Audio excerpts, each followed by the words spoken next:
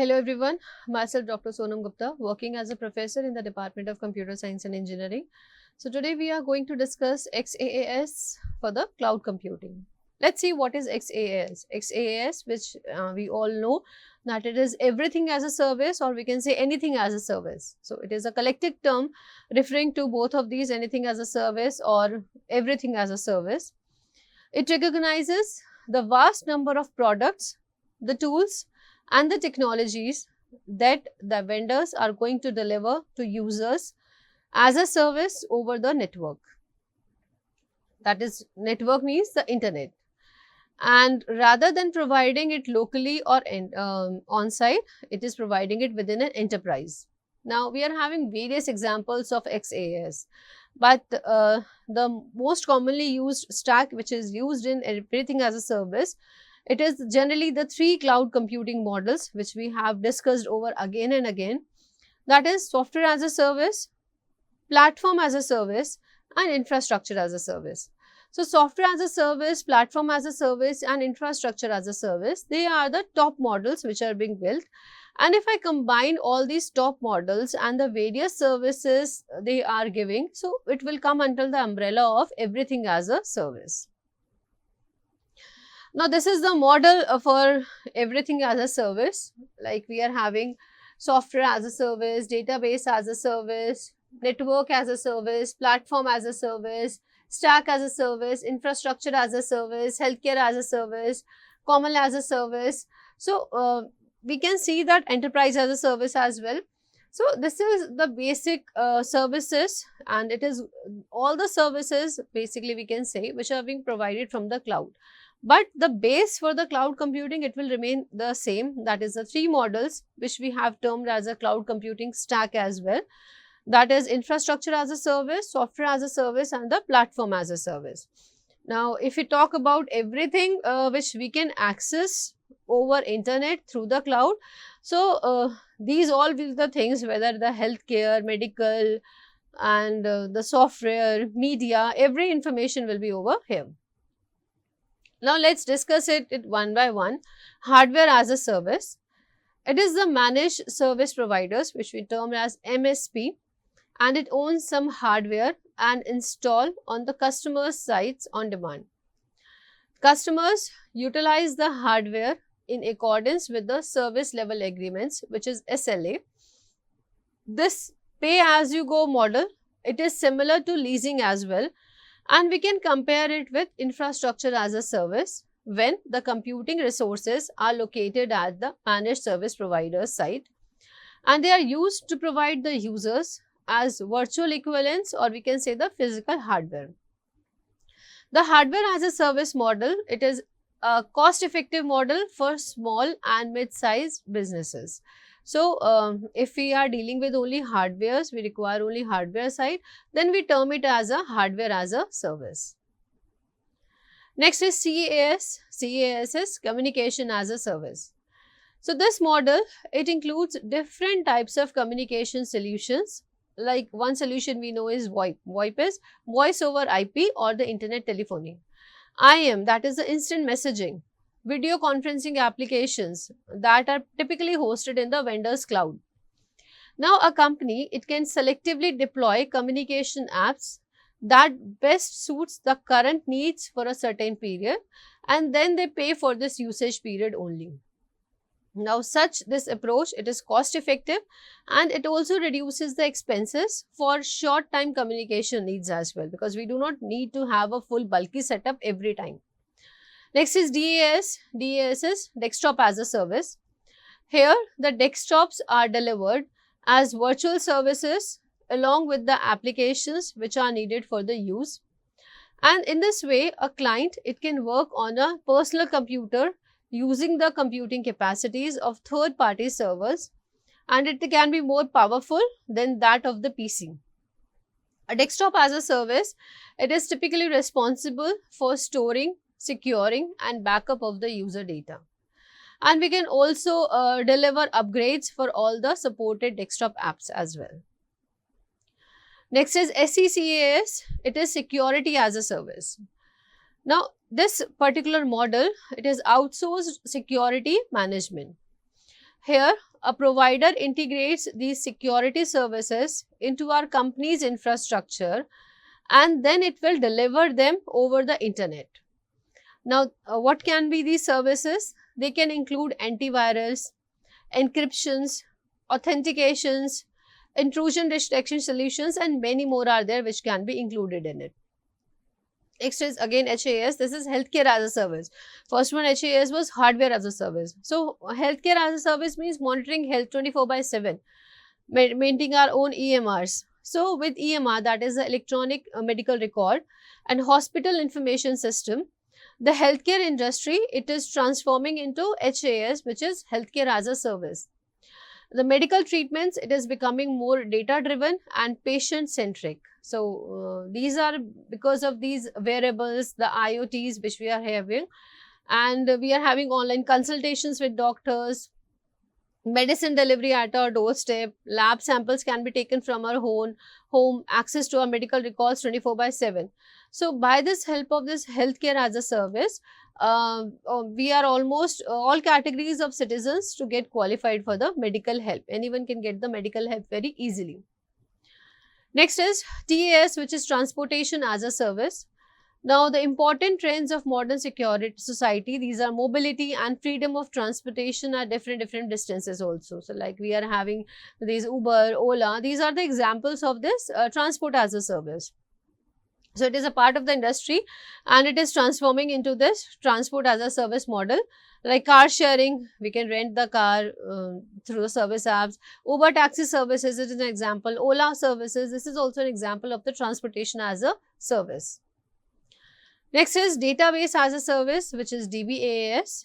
Now, it provides access to a database platform through the cloud. Public cloud providers like AWS and Azure, they have this DBAS, this is database as a service offerings. Next is malware as a service, that is MAS. It uses the public cloud to help organizations to guard against common attacks like the ransom attack, the distributed denial of service attack. So, VMware App Defense, it is one of the example of this malware as a service which is being provided over this cloud. Now, these are the various services that are provided with XAS. Many more are there. Now, let's see what are the benefits of this everything as a service. The market of services provided via cloud computing and the internet, it is expanding. And it is expanding at a rapid pace. And due to a range of advantages, they are giving to the organization and the end users. So, first advantage is the scalability. Like outsourcing provides access to unlimited computing capabilities. Storage space is unlimited. RAM is also very good. Now, the company, it can quickly and seamlessly scale its process up and down, and it completely depends on the requirement. And it does not have to worry about the additional deployments, and the downtimes will be more. So, company has not to worry about anything. Next is cost and time effectiveness.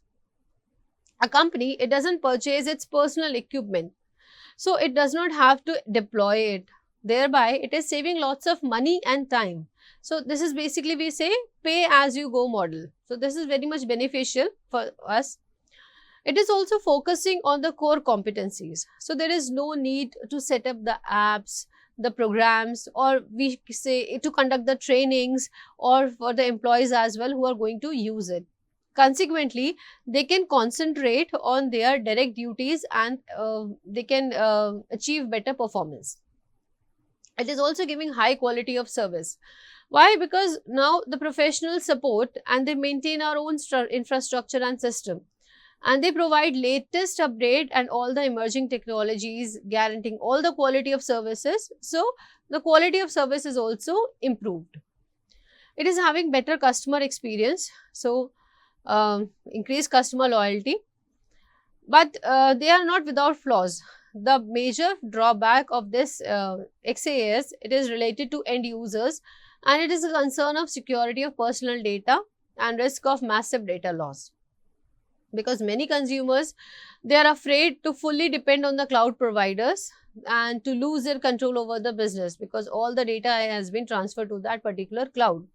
So service providers, although they are doing very good on their part to raise all these concerns and to handle all these concerns and allow organizations to migrate completely their work over the cloud, but still there are some drawbacks over it.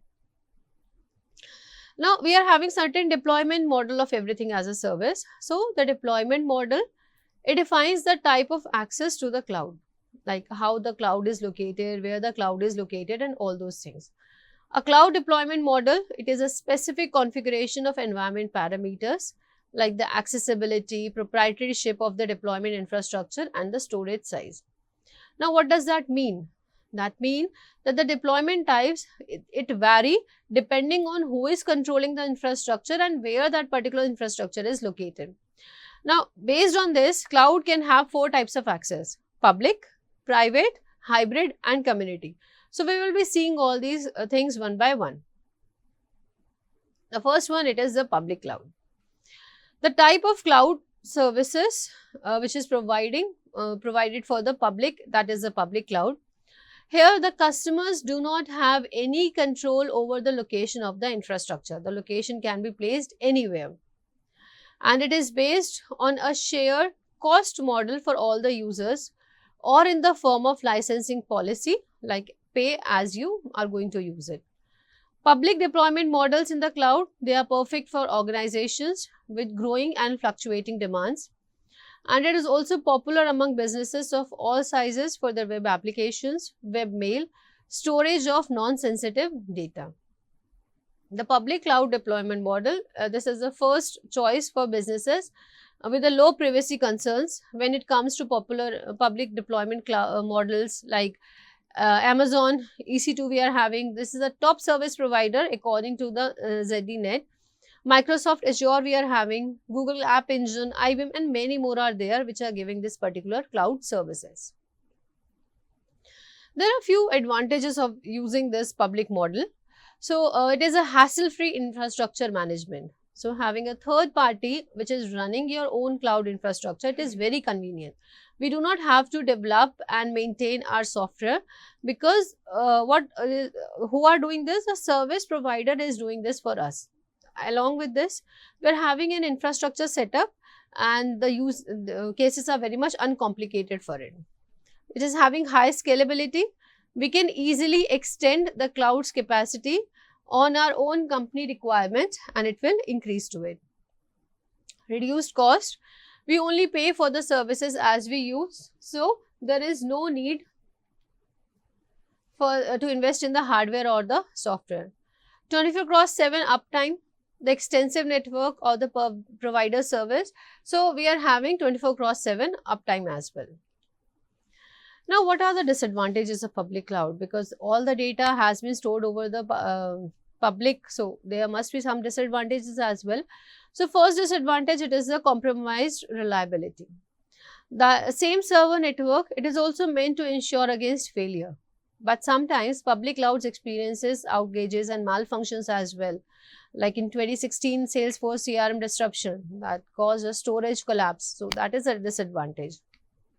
Second disadvantage is data security and privacy issues which give rise to various concerns.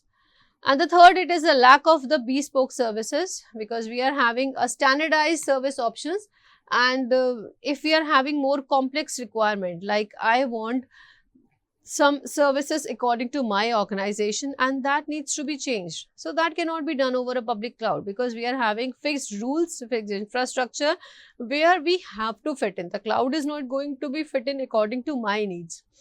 If I am using certain public cloud, then all the user requirements had to be fit in that particular cloud only. So, we do not have a bespoke service over it, in which I can customize things according to myself. Next is the private cloud. So, there is a little to or no difference between a public and private model. From the technical point of view, since their architectures are similar, but like public cloud, it is available to general public. Only one specific company owns a private cloud. So, because it is an internal or corporate model, we can also say, so it is available to only a particular company only. The server, it can be hosted externally or on the premises of the owner company. Regardless of their physical location, these infrastructures, they are maintained on a designated private network and use software and hardware that are intended for use by only the owner company. So, we are having a private repository, and it will be prevented from the general public from using it. In light of numerous breaches which we have seen over the recent years, a growing number of large corporations, they had decided on a closed private cloud. So, data security issues are minimized over it. Now, compared to the public model, private cloud, it provides various opportunities. We can customize the infrastructure according to our needs, to the company's requirement. And private model, it is specifically suitable for companies that seek to safeguard their mission critical operations or for businesses with constantly changing the requirements. Multiple public cloud service providers are there, including Amazon, IBM, Cisco, Dell, Red Hat, and they all also provide the private solutions. So, if we are having more privacy concerns or more customizations are required, then we can easily go for the private clouds. We are having the option of private cloud as well. So, this is a particular private cloud. We are having users that access the cloud within the perimeter. This is the private cloud, and these are the users who can actually work. They are inside this particular parameter. Outside, if any person is there, then the access is completely blocked. This is the legitimate access path. Boundary controller is there, and subscriber control security parameter is there. So, only the users who are within this particular parameter or inside this cloud, they can only access the services which are inside this private cloud.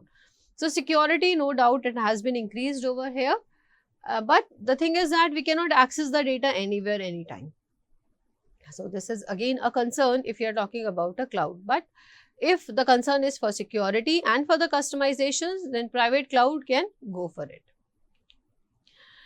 Now, as we have seen, for the benefit of the private cloud, bespoke and flexible deployment, high scalability, which allows companies to customize their infrastructures in accordance with their requirements, high security, privacy and reliability, as only authorized person they can access the resources. There are few drawbacks of private cloud as well. The major disadvantage of private cloud deployment model is its cost, since it requires considerable expense on the hardware, software and the staff training. So, this is why secure and flexible computing deployment model, it is not the right choice for the small computers. Next is the community cloud. A community deployment model largely resembles the private ones, but the difference is the set of the users. Where only one company allows for the private cloud server, several organizations which are having the similar background, they will share the infrastructure and the resources which are related to it. Now, if all the participants of the organizations, they are having the uniform security, privacy and the performance requirements, then this multi-tenant data, the center architecture, it helps the companies to enhance their efficiency and they can work on the joint projects as well. So, there is a centralized cloud which is going to facilitate the project development, maintenance, management, implementation, and the cost will be shared among all the users. We can say it is a mutually shared model between the organizations, and thereby the security is also high. This is a community model. We are having the users like organization ABC, and they are sharing their security. They are within their security parameters. Outside the user of this, they cannot access the data, but inside this particular organization, the data can be accessed. So, they are inside this parameter.